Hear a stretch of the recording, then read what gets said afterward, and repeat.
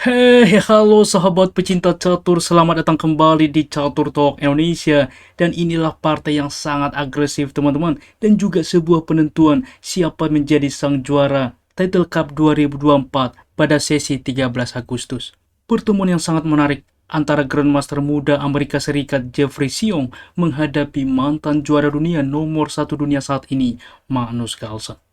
Langsung kita menyaksikan permainannya. Jeffrey Seong Putih mengawali langkah dengan pion ke D4, dibalas oleh Magnus kuda ke F6, C4, dan G6 saat ini mempersiapkan fianchetto. Kuda ke C3 tidak dilanjutkan seperti pion ke sentral ke D5 Grunfeld Defense, tetapi gajah ke G7 mengarah kepada King's Indian Defense.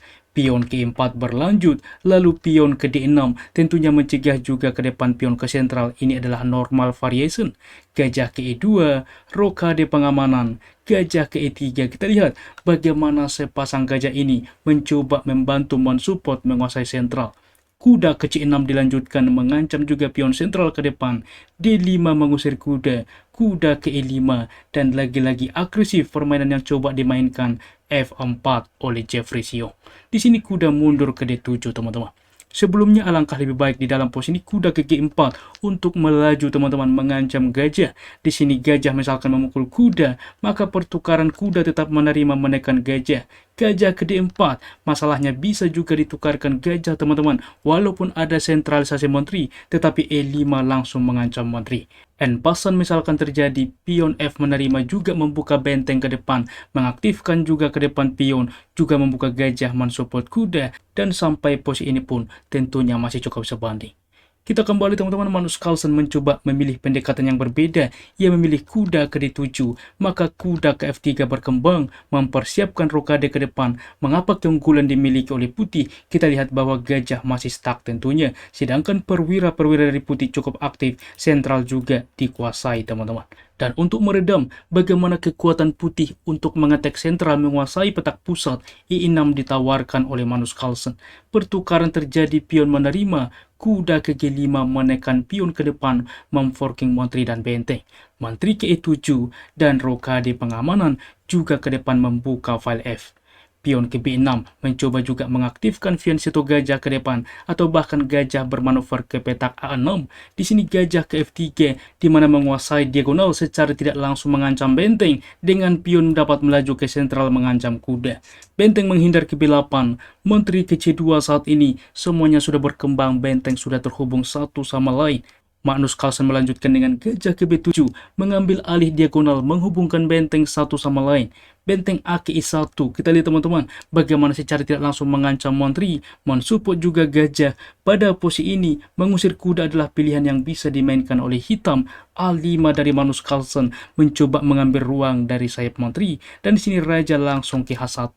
Walaupun ke depan langkah ini akan dimainkan teman-teman bahwa F5 terlebih dahulu, tetapi ini pun ke depan dimainkan, tetapi kita akan melihat bedanya jika saat ini dimainkan. Apabila pion E menerima, tentunya ke depan cukup berbahaya, membuka juga benteng. Pion G menerima, maka pertukaran, dan kita lihat teman-teman di sini membuka diagonal gajah. Pion ke depan dapat diterima, membuka juga menteri. Di sini juga kuda ikut membantu mengancam pion E6.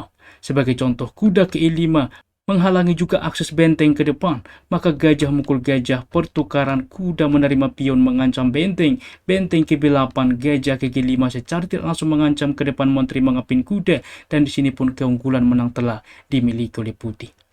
Kita kembali teman-teman, di sini Jeffrey Seong juga tentunya terlebih dahulu memilih dengan raja ke H1 supaya ke depan teman-teman pion-pionnya dapat melaju.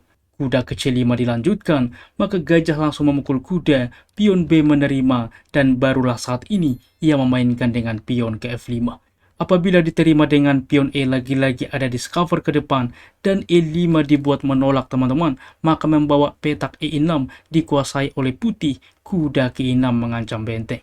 Benteng ke F7, maka G4. Kita lihat mengapa raja sebelumnya tentunya berpindah ke H1, langkah benteng ke depan mengambil alih file G. Magnus Carlsen merespon dengan pion G menerima pion F, pion E menerima teman-teman. Walaupun secara natural pion G menerima adalah pilihan untuk membuka file G, akan tetapi ke depan ini adalah langkah meragukan dan opsi terbaik diterima teman-teman. Pion E dibuat menerima, kita akan melihat ke depan tempo yang coba dimainkan, manfaatnya pion ke depan melaju, gajah mukul gajah skak, benteng menerima. Kita lihat pion melaju ke depan mengancam kuda, sehingga kuda menerima pion.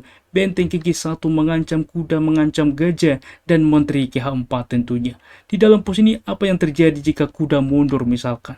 Masalahnya benteng KG3 bagaimana menyelamatkan gajah ini ke depan, teman-teman. Menteri juga ke depan dapat ikut untuk juga mengambil alih menguasai file G. Oleh sebab itulah di sini Menteri KH4 mensupport kuda. Langkah juga kuda ke sentral menghentikan pion adalah pilihan yang bisa dimainkan oleh Jeffrey Siong, tetapi ia fokus rencana menguasai file G, memainkan Menteri KG2. Dan apa yang dimainkan teman-teman? H5 langsung spontan mensupport kuda.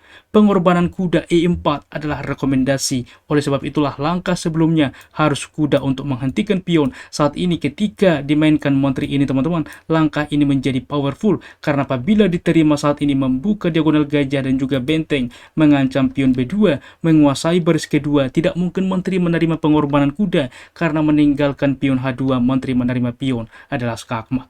Di dalam posisi ini wajib dimainkan kuda tentunya ke F6 skak, mendiskoneksikan juga gajah, maka saat ini gajah bisa langsung menerima kuda, maka barulah Menteri menerima kuda tempo skak, waktu yang sama mengancam Menteri. Di sini juga raja berpindah, inilah kira-kira yang terjadi dan tentunya sebanding.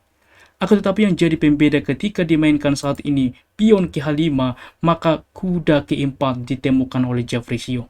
Kuda menerima pion saat ini dengan ide apabila diterima teman-teman, maka Menteri juga menerima kuda. Tetapi opsi terbaik dimainkan oleh Jeffrey Siong. Ia menemukan dalam hitungan detik teman-teman benteng ke H3, mengancam Menteri, mengancam kuda, membuka juga Menteri mensupport kudanya. Menteri ke G4, maka benteng simpel menerima kuda, benteng saat ini menerima pion, maka Menteri memukul Menteri, pertukaran pion menerima benteng, menerima juga mengancam gajah, masih dilakukan skak, raja berpindah, opsi terbaik tentunya raja menghindar untuk mengorbankan satu benteng, tetapi benteng ke F7 mensupport gajah. Anda pause video ini teman-teman, apa langkah eksekusi yang dimainkan oleh Jeffrey Siong di posisi seperti ini? Bagaimana teman-teman? Selamat bagi Anda bisa menemukan langkah itu kuda ke F6 skak. Selamat dua langkah skakmat teman-teman. Dan di sini juga Magnus Carlsen menyerah karena apapun opsinya tentunya tiada pilihan kecuali benteng menerima saat ini, maka benteng menerima gajah adalah skakmat. Sangat-sangat menarik dengan kemenangan ini. Jeffrey Siong menjuarai turnamen teman-teman diikuti Magnus Carlsen dan Alexei Sarana. Kita lihat berbeda sedikit poin, Jeffrey Siong 10, Magnus Carlsen 9,5 dan Alexei Sarana poin 9.